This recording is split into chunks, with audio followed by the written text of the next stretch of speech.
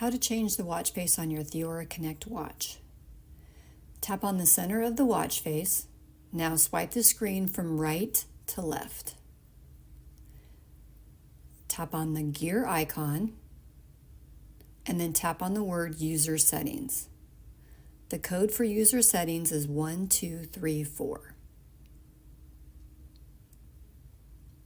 Tap on the word Watch Face